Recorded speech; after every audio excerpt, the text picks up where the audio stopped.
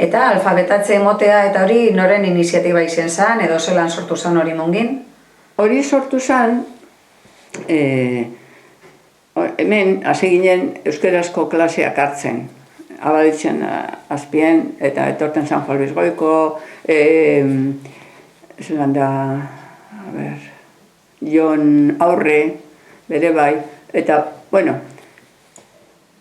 mungin mota behar dugu Javi, nire izona, Javi Etxagaraik, eta esan du, bueno, egingo dugu eurekaz berbain bestea, eta seginen gubiok hori dana montetan, eta lortu gendun, bueno, sartu ginen udaletxeko goiko lokal batzutan klaseak ematen.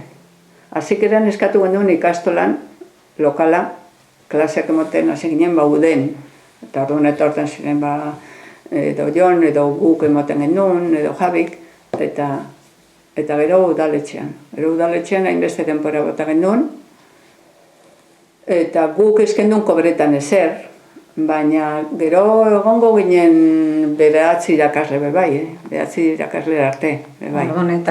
Eta talde nahiko majoa sortu zen. Baina, paseiakun, sartu zirela, guardia zibilek entaratu ziren, eta dana satzin zeudien, apurtu, zilek, guk erabiltzen gendu zen materialak, eta dana argazkira mateko torti, bebai. Baina holanda guztiz beha jarraitu gendun. Gero etor zan, aekatik gero itxi gendun, ja legalizatu zanean dana, eta udal euskaltegiak eta montatu zirenean, guk geneukan diru bitxi, emon gentzen urrengoari. Zuztaite zen bazen, emil beztabez, izango, baina, gu eskinen gelditu ezagaz berez. Hola nase ginen.